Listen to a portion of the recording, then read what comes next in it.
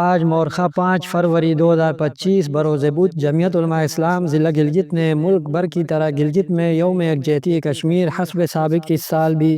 قائد محترم حضرت مولانا فضل الرحمان صاحب کے حکم پر پروقار طریقے سے مناتے ہوئے اجلاس منعقد کیا، جس میں متفقہ طور پر درج ذیل قرارداد منظور کی گئی ہے۔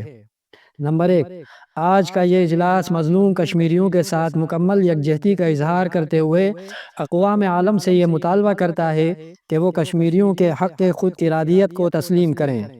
نمبر 2، آج کا یہ اجلاس حکومت وقت سے مطالبہ کرتا ہے کہ مظلوم کشمیریوں کی آواز کو ہر فورم پر مضبوط انداز میں بلند کرے۔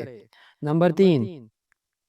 آج کا یہ اجلاس مطالبہ کرتا ہے کہ اقوام متحدہ اپنے وعدے کے مطابق مسئلہ کشمیر کو فوری طور پر استصواب رائے کے ذریعے حل کرے۔ نمبر 4، آج کا یہ اجلاس مطالبہ کرتا ہے کہ حکومت وقت مسئلہ کشمیر پر ریاست کے یک نکاتی ایجنڈے کا ہر فورم پر پرچار کرے اور استصواب رائے کے سوا کسی بھی دوسرے حل کی طرف لے جانے کی کوشش کو ریاستی بیانیے کے خلاف قرار دے کر اپنے مضبوط موقف پر کاربند رہے۔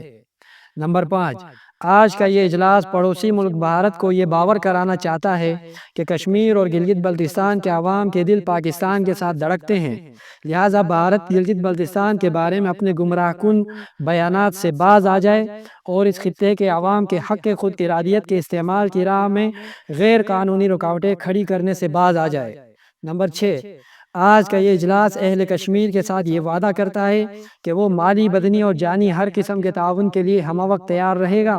اور کشمیر کی آزادی تک اپنی جدوجہد کو جاری رکھے گا۔ کیا آپ سب اس کی تائید کرتے ہیں؟ جزاک اللہ خیر۔